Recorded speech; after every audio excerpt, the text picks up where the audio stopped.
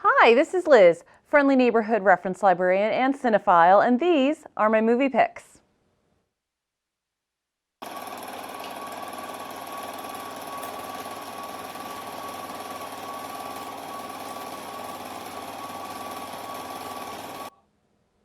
It's summertime, meaning everyone is outside, on vacation, and in some cases, doing summer reading. Well, I have a summer reading assignment for you.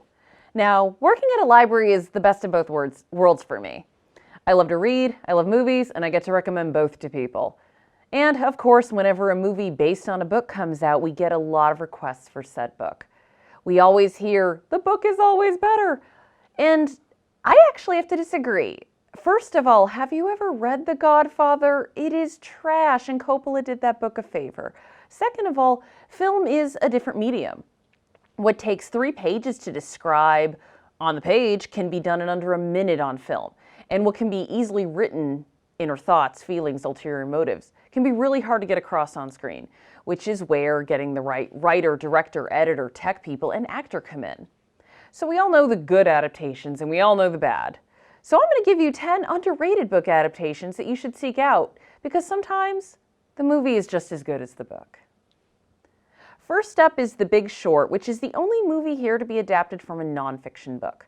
Not that I don't like nonfiction, I actually read it more than fiction. But because with nonfiction adaptations, for every Big Short or Social Network, you have pablum crap like The Blind Side, which takes a really good book by Michael Lewis about football players and strategy and history and just turns it into a sappy vehicle for Sandra Bullock. Anyway, The Big Short adapts another Michael Lewis book, this one about the lead-up to the 2008 financial crisis. Of course, the narrative structure and the framing has to be a lot different, or else it's just a documentary. And whether or not you think it actually pulls it off as a your mileage may vary thing. Personally, I think the movie is able to communicate many of the book's base ideas. Plus, it's just an entertaining movie. It's a dark comedy. It boasts great performances from Steve Carell and Brad Pitt, both playing against type, and Christian Bale. Does he have a type other than method? Most impressive of all is that it actually manages to make a lot of what led to the financial crisis make sense to the layperson. And it leaves you with a good question. Do we really want to trust the financial industry? Can we? So, a lot of movies based on books win awards. This one almost ended careers. Crash. No, not the awful one from 2005 that managed to win awards and is still regarded as the worst Best Picture win in 20 years, although Green Book is giving it a run for its money. I am talking about the 1996 David Cronenberg movie based on J.G. Ballard's novel. It's about people whose sexual fetish involves car accidents. Can't imagine why this didn't do that well. It's a weird topic, and the NC-17 rating did not help. Okay, so once you get past the premise, give it a watch. It's one of Cronenberg's best movies. There is a consistent atmosphere of just unease and dread, and Cronenberg, who is always interested in the human body and all of its weirdness, does bring a strange sense of eroticism to the movie. It is not for everyone. So much so that James Spader and Holly Hunter's careers never fully recovered. But if you want to give it a shot, it's a ride worth taking. Up next is a movie I genuinely think should be better regarded. Gone Girl. The story of a missing woman, revenge, and just some downright awful people. I am not one to read the book of the moment, but after seeing the trailer for the movie and hearing a lot of recommendations from friends, I gave Gone Girl a shot, and I just fell in love with Gillian Flynn and her arsenal of complicated, damaged women and big twists. And between David Fincher directing and Flynn writing the adaptation, this movie really should be in the best adaptations category. It keeps you guessing, and I know because I saw this with non-book readers.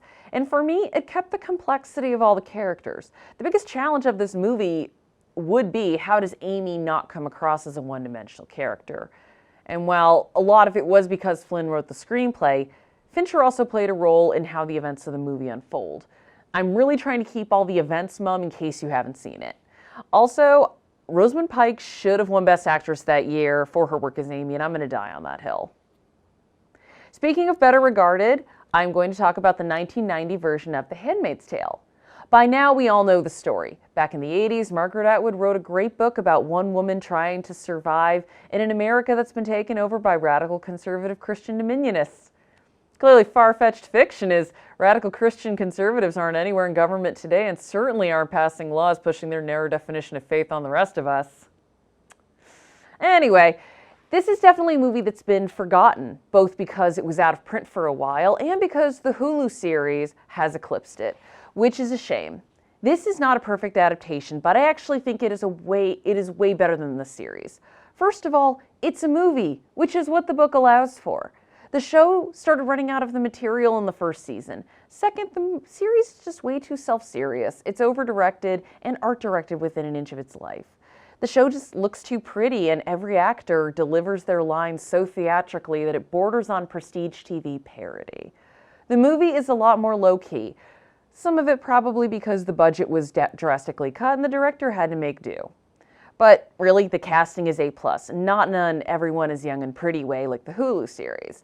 Robert Duvall as the commander and Faye Dunaway's Serena Joy, the Anita Bryant, Phyllis Schlafly stand-in, pretty much perfect casting. And Natasha Richardson is how I imagined Offred when I read the book in high school. Not some hardened fighter, but a normal woman trying to survive and keep her sense of humor and sanity intact in a horrible environment. Also, Victoria Tennant is amazing as the terrifying Aunt Lydia with this high-pitched pixie voice. It's really unsettling when you see it. The movie isn't perfect, but it gets a lot of the horror of the setting right, be it a public execution or any non-white citizen being rounded up and exiled to... not sure I want to know where, but I know it didn't end well in the book. But imperfect as it is, I would argue it is the better adaptation of Atwood's book. Okay, I have been yelling about that for years, so it's really good to get that off my chest. Next, we are going to talk about a movie I would have put on my top 10 list last year had I seen it before the end of 2018. If Beale Street Could Talk. James Baldwin was a prolific author, writing both fiction and nonfiction books, stories, and essays about being Black in America. However, not a lot of his book has been adapted to screen. There was the documentary, Raoul Peck's fantastic I'm Not Your Negro, but no fiction work was adapted as a feature film. That changed when Moonlight director Barry Jenkins decided to adapt Baldwin's novel, If Beale Street Could Talk. And too bad no one saw it. Well, people did. It was just overshadowed by other award season releases. The film is gorgeously filmed. It's one of the best looking movies to come out last year. Beautifully scored and edited as well. And we all know Regina King rightfully won that Oscar, but the two main stars, Kiki Layne and Stephan James, are wonderful as two young Black kids trying to navigate their way through systemic racism. Hopefully, more people will see this and discover Baldwin's work. Now, here is a movie I would argue is a really good case of better than the source material. KickAss! KickAss originated as a comic by Mark Millar about a teen named Dave Lazowski who tries to be a superhero and then reality ensues. The book is hyper-violent and borderline nihilistic to the point where I really did not enjoy it. The movie, however, it's a blast. It took the basic idea, how would a teen superhero fare in reality, and left behind Mark Millar's weird need to be the edgiest person at the table. I mean, there's a great moment where Dave tries to stop a carjacking, puts on a suit, does the whole stop right there thing, the music swells triumphantly, and then stops because the robbers are laughing at him and just proceed with the carjacking. It drives home the point without being excessive. Also, this movie gives us Nick Cage as a masked vigilante, which, until Teen Titans Go to the Movies and Into the Spider-Verse, this was the closest we had to Cage in a superhero movie. On to something lighter. The Paddington films. Of course I'm going to talk about Paddington. I've been talking about Paddington since 2018. I've mentioned the issues I've had with updating classic children's films before. Oftentimes they try to make them more hip or crude to get kids interested, but Paddington just sticks to the original formula. It's still the bear from Darkest Peru who came to London looking for a home. The movie does make some updates. As it takes place in the present day, Paddington is easily a stand-in for refugees and immigrants, which is in line with his history, as Michael Bond was inspired by child evacuees of World War II. But other than that, Paddington isn't too modern. The characters around him do modern things like have smartphones, but the world of the films is still more storybook whimsy than a fictional character plunked into the harsh real world. And that works. These movies perfectly capture the heart and whimsy of those books. And Paddington 2 is the best movie of 2018. Prove me wrong, everybody. From whimsy to probably the darkest movie we'll cover. Yes, even darker than The Handmaid's Tale. It's the 2009 adaptation of Cormac McCarthy's The Road. When you think of Cormac McCarthy adaptations, you think of the Oscar-winning Coen Brothers masterpiece, No Country for Old Men. And rightfully so. That movie is probably one of the greatest adaptations ever. However, the adaptation of The Road did not get the same reception, despite being based on a book that was in Oprah's book club. Granted, a story about a man and his son trying to survive and avoid cannibals while the biosphere dies isn't everyone's idea of an afternoon at the movies. But it is mine. Viggo Mortensen is perfect as the father. This is probably his last great role in my opinion. And Cody McPhee Smith is downright heartbreaking as his son. Keep an eye out for cameos by Robert Duvall and Charlize Theron as Mortensen's wife, who honestly had the right idea. It is as grueling a watch as it is a read, but that is what makes it a great adaptation. We are on to, unfortunately, another kind of devastating movie. The 2004 adaptation of Laurie Halse Anderson's Speak. If you're unfamiliar with this book, it's the groundbreaking YA novel about a girl who's traumatized by her assault and the effect that it has on her life, and finding the courage to speak up. The reason you may not have heard of this movie is because it was a TV movie that premiered on Showtime. And this is more or less a faithful adaptation of the book. My big gripe is that Melinda tells her mom at the end of the movie when, at the end of the book, she tells her art teacher, who is way more receptive and supportive of her. But I digress. Also, while this isn't her debut, Kirsten Stewart is phenomenal as Melinda. I mean, it's definitely her better YA work. And also, while we're at it, can we please stop ragging on her for doing Twilight? She got her payday, and now she's been doing indie films and working with directors like Olivier Assayas. She has proven she can act, and she is indie cred. Finally, we're on to another movie about a girl whose life is changed by trauma. 1979's Tess. Adapted from Thomas Hardy's Tess d'Urberville's, Tess is a sweeping masterpiece anchored by a stunning performance from Natasha Kinski. Kinski was often unfairly characterized as a pretty girl who couldn't act, and that really couldn't be further from the truth. She does wonderful, subtle work here, and she just breaks your heart time and again. Unfortunately, this is a hard movie for me to love because it's directed by Roman Polanski. And this isn't like Rosemary's Baby, where it was made at the beginning of his career and I can rationalize it. This was after he assaulted a teenager and fled the United States because he didn't want to serve time.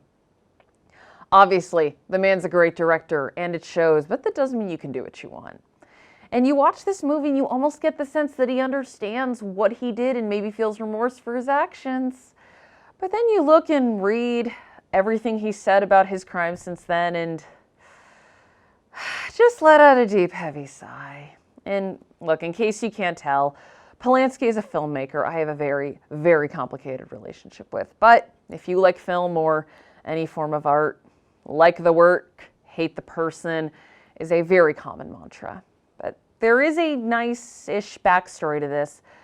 Tess d'Urberville's was the last book Polanski's wife, Sharon Tate, gave him before she was murdered. And she had suggested making an adaptation. At the beginning of the film, there is a credit to Sharon. My feelings about him aside, it's very clear that he did love her and thought of her while he was making this movie. Well, we're ending on a bittersweet note, but I do hope that I've given you some movies to check out, maybe some books as well. For more recommendations, come find me at the Derry Public Library's information desk. And thanks to DerryCAM, Derry Community Access Media. See you next month.